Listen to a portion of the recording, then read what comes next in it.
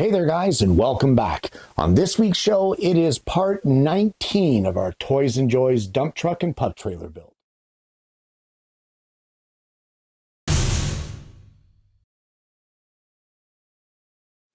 Well, on last week's show, we got the frame basically assembled with the suspension and the tires temporarily put in place. We've got a lot to cover today, guys, so I don't want to talk too much about it. So let's just not talk at all and head over to the bench. Well, we're going to start off today's show by making some of the smaller pieces that are still left on sheet 2 of 8. Guys, this will include things like the tail light base, the mud flaps, the frame top plate. We have the frame hinges, the tail lights, and right over here in the bottom right-hand corner will be the wheel spacers. So we're going to start off with the frame top plate. Guys, simple piece of 1/8 inch thick stock. In this case, it's walnut. We've cut it to the dimensions on the plans, and it will end up being glued onto our front of our whole frame assembly here. That one's no big deal. The other one here, this is our taillight base. And what I've done is I've ripped a piece of 1/8 of thick maple to be the dimensions of the width that I want. I've just cut the length at the miter box. And for these 45s, I mean, we could do them at the table saw, but if you're not comfortable with getting that close, we can just take it over to our small miter box. I've measured in 1/4 inch from each corner to give us the 45 chamfer, I guess we'll call it, at the bottom of the tail light base. As well, our mud flap rails. A simple rip cut of 3/16 thick stock, 1/4 inch rip cut, and we have enough length here. It's 6 inches long, so we were actually able to cut those 45s at the table saw without any risk of doing damage to our fingers. Same thing as well with our frame hinges. A longer piece of stock, 1/8 of an inch thick walnut. It's 1/2 inch wide. I just ripped that at the table saw. And because this piece is much longer, I was able to cut that little 45 chamfer that we can see right here on the drawing. I was able to cut that at the table saw.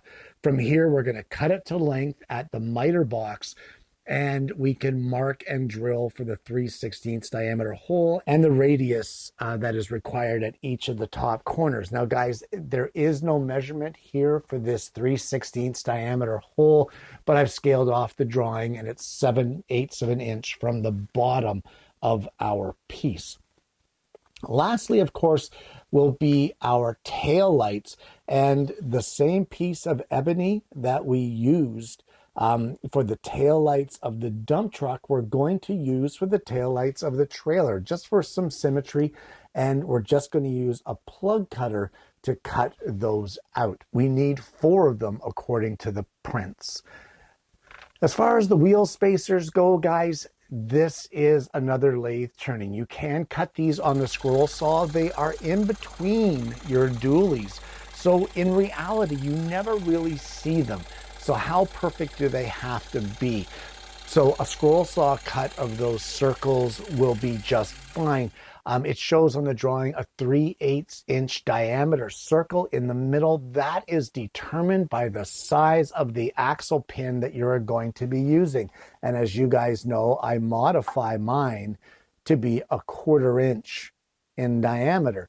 So my spacers will also incorporate 1/4 inch diameter hole. I may drill it out a little bit to make fitting easier, but that is a simple lathe turning on a pen mandrel to get all 6 turned at once to the size that I want. And the easiest piece today of all to make are these mud flaps, because if you recall, I made these at the same time that I did the dump truck, just because I had the material and I was already engraving, so I did everything in one shot.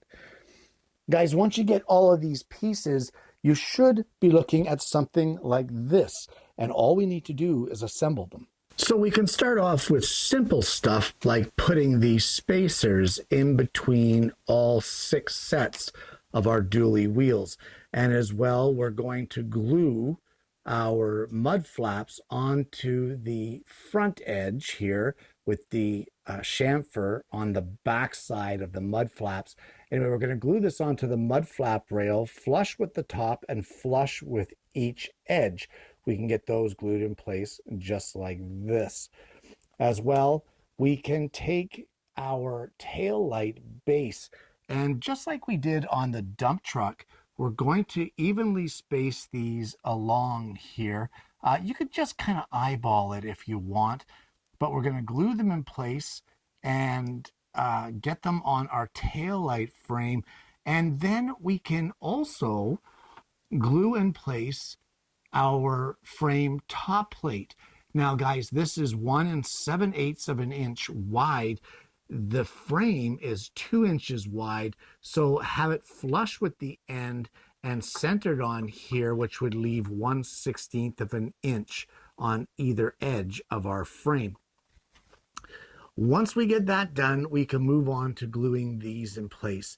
Now, guys, you're going to have to reference the main drawing to get the distance from the bottom edge, which is the edge with the 45-degree chamfer. We'll need to get that distance from there to the bottom of our frame.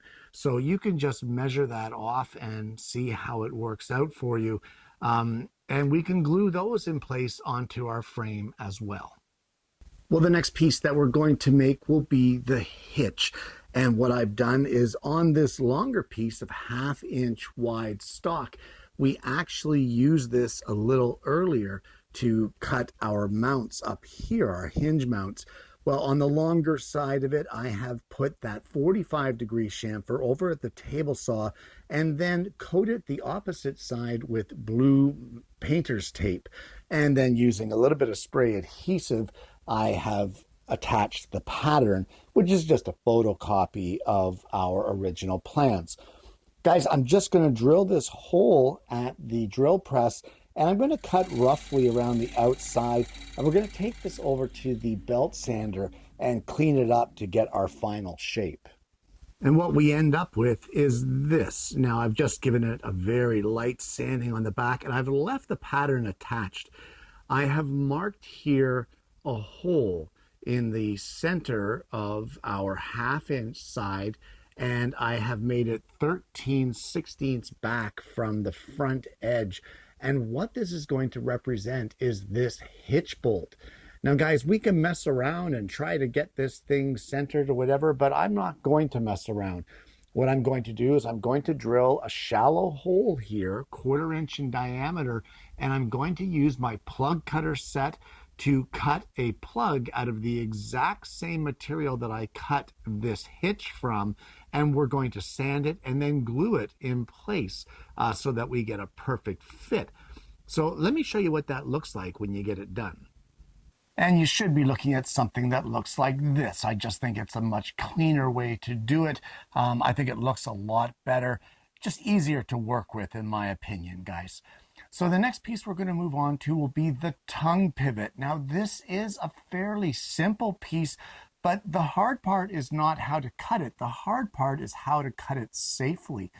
And I have cut a blank here just over at the table saw, and this blank measures 2 inches long. It's 1.25 inches wide and 7/8 of an inch thick. And I've placed a mark on the front at 1.25 inches up from the bottom. That is going to represent the top end of our angle here on the tongue pivot. It shows a 65-degree angle. Guys, that's a tough cut to be able to do on the table saw on something that's so small. And even if you have a larger piece, it's just too risky. So we're going to do a different method here. The very first thing I want to do, however, is I want to drill this 15/64 diameter hole. So we're going to mark out for that hole and drill that one first. Well, Toys and Joy seems to have a bit of an aversion to giving us dimensions for holes on this pattern, but you can scale it off the drawing. The center is 3/8 of an inch down from the top, and it's centered on our 7/8 side, so 7/16. Now, guys, with that hole drilled, we now need to get this taper. And again, on the drawing, we don't have any measurements other than this 65-degree angle. However, if you scale off the plans, we'll see that this bottom section right here, this is 5/16 of an inch. So all I've done is from our mark that we placed up here at 1.25 inches, I've joined the lines from there down to our 5/16. Guys, the safest way that I can think of to do this is over at the bandsaw. I'm going to take off the majority of the material, and then I'm going to take it to my belt sander and just carefully sand up to the line. The most important part here is to make sure that the table of your belt sander is square to the belt. Okay, and there's another piece done. Now, guys, this next piece that I want to make is the tongue gusset. And I have to tell you, this piece just hurts my head. If we look here at the drawing, it's giving us two different views. One is the bottom and one is the side. However, it does not give us the top view. But if we look at the assembly drawing, we can see that not only does this have a taper from back to front, but it also has a taper from top to bottom, back to front. That makes for a very complicated piece. And I have to tell you, it's been hurting my head for a long time. So the very first thing I'm going to do when I cut this is I have measured the angle along the side of it from the front to the back, looking at the top view, and I measure that at 8 degrees. So I have set my taper jig to 8 degrees, and on a longer piece that is cut to the final dimensions of 1.25 inches wide by 1 inch thick, what I'm going to do is I'm going to cut the side tapers here at 8 degrees. Well, we're now going to cut the side angles. And in order to do this, I've measured it by drawing it out on the stock, and I've measured it at 22 degrees. So I've tilted my blade 22 degrees, and we're going to cut that angle on the front edge of both sides of our longer piece.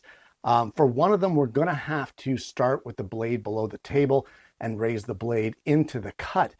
But the other one should be fine. Guys, you want to remember that you need to leave a 1/2 inch of material at the top that will still remain as flat. Well, at this point, I've got something that looks like this, and it's not really looking right. I'm having a hard time wrapping my head around this piece. But what I'm going to do is I'm going to take this over to the belt sander. I'm going to sand this in the angle that we need. I'm going to lay it on its side here. I still have the flat reference of the back end of the block. And I'm going to sand it flat all the way down to the tip, and then reanalyze what I've done and the piece itself and see where it is that I've gone wrong. Okay, well, this isn't working for me. There's something not right. Again, I can't wrap my head around it, but I'm not giving up on this. I think what I'm going to do is I'm going to try to salvage this. And the way I'm going to salvage it is I'm going to get a block plane, and I'm going to slowly take this down here, angling it the way that it should be. I've checked this bottom taper, and the taper is correct. I've checked on this taper, and that's correct. It's this side angle that I'm having the problem with. So, you know what? Old school. We're going to take it down with a block plane. Okay, and I think I have that the way I want it. But we're just going to take it over to the table saw using these straight edges on our miter fence, and on the outside of the blade, we're going to cut off our length to 2 5/8 of an inch. And there we go. Honest to goodness, guys, I don't think I've ever had a piece stump me quite like that, but it doesn't matter. I changed up the whole direction of it. There was enough material left here that I could fix it up with a block plane. I'm glad I went that route, actually, because I had some fun there using it with the hand tools. So guys, it's just to show you, like, I'm not a pro at everything. I don't I don't go through these models without making mistakes. And some pieces, just for some reason, other guys might whip this off in a heartbeat, but for some reason, this one just hurt my head. But anyway, good recovery, persevered, and got that one done. So we're going to move on to the tongue base.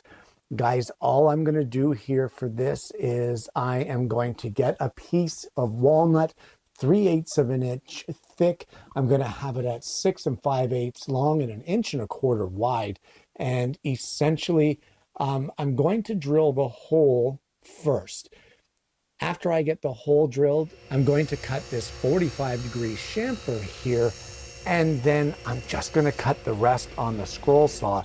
However, I'm going to use this piece right here as my template for that taper at the end, just in case something is a little bit off. Okay, and at this point, we can glue our troublesome piece. That's what I'm going to call it. I'm not even going to call it by name. We can glue this on top, and once it's dry, we can sand it flush along here to make sure it matches up perfectly. And as well, once it's dry, we can also glue this back section on here, the tongue pivot. And from there, once we're waiting on this, we can move on to the Hitch Gussets. In order to make the gussets for this build, they are just simple little miter box cuts out of some 1/16 inch stock. It's not even worth it to try and use the table saw for this, even with the longer piece. They're simple 45-degree angles. Just take some careful measurements and cut them using your small miter box. So guys, one thing I like to point out with the gussets is after cutting them, I checked them against the pattern. Something didn't look right. This 5/8 of an inch dimension right here is incorrect. It's actually 11/16. Also, going back a couple pieces to our hitch. If we look right here, it shows this 45, that chamfer on the bottom. However, when you line everything up with the hitch gussets like we have up here on our assembly drawing and down here on the hitch gusset kind of sub-drawing itself, that chamfer is actually on the top. So where I drilled in the hitch bolt is now useless. So what I'm going to do is I'm going to sand it off. I'll make a new hitch bolt, glue it on the other side, and hopefully that'll fix it up and we can assemble the front end of this hitch. So at this point, you still need to drill this hole here in the tongue gusset. I didn't drill it before because I wanted it to align perfectly with the bottom of our hitch assembly. So using our piece of cherry that we've used to hold dowels in the past, we will brace our tongue base on the top of the piece of cherry. I'm supporting it with some setup blocks underneath just to give me a little bit of extra support. We're going to set our depth stop on our drill press and finish drilling this 5/16 diameter hole. And then using a couple of shop-made 7/32 diameter axle pins, there we go. There is our hitch assembly done. Guys, a very challenging piece, but as you saw, as long as you take your time, you can overcome the challenges. You just sometimes got to think a little differently, and my initial thoughts on how I wanted to do it didn't work. But I tried some different things, and you know what? I'm very happy with the results. I think it looks fantastic. So there you go. All right, so now that we have the tongue base and the whole assembly put together, we want to put in this hitch bolt here that got messed up before when there was a little bit of a mix-up on the drawing. So we're just going to remove the hitch from the front of our trailer, and we can see here that we now have a fresh surface because underneath, you might be able to see it there, just barely sticks out from the edge of this piece here. That's our old one that we drilled in. So, but what we have here is a nice flat surface right from the back all the way to the front of the tongue. And that is going to allow us to mark our hole. Again, we're going to do the same process that we did before it got messed up with this 45 chamfer. but I'm going to mark it. I'm going to drill a shallow 1/4 inch diameter hole right where that hitch bolt is supposed to be. And once we get that drilled, we're going to use our plug cutter and cut a 1/4 inch plug out of the same material. Hopefully I still have the piece I made this hitch from, because I'd like to have it match exactly, but we'll sort of see how that goes. So let's take this over to the drill press, get that drilled, drill our plug, and then we'll come back and glue it in. And luckily for me, I actually had some of the exact same stock sitting over, it was on the drill press from the last time I made this piece. So no harm, no foul, I guess. We'll just put a little drop of glue on the bottom. You don't need a lot for something like this. We're going to place it in our 1/4 inch flat hole. I'm going to try to align the grain here. It doesn't have to be perfect, but I'm going to try to align it a little bit. That doesn't look too bad. And then we'll just give it a couple taps. There we go, down into our tongue. Now guys, we're going to let this dry up just a little bit, and then we're just going to take some sandpaper and lightly sand around the edges, kind of try to round this hitch bolt down a little bit. We don't want it so pronounced. And there we go. And with that done, we can just take our axle pins that we made, put them into place here, and this will hold our trailer tongue in place. Now guys, I'm not going to glue these in just yet. In fact, I'll probably remove this whole tongue right from the model. It just makes it a little easier to work on without this big obstruction sticking out the front end getting in your way. But all you'll need to do at this point is, once you connect it to the back end of your model, you just need to make a small axle pin to go in here to hold your trailer to the hitch of your dump truck. I've shown you guys already how to make those.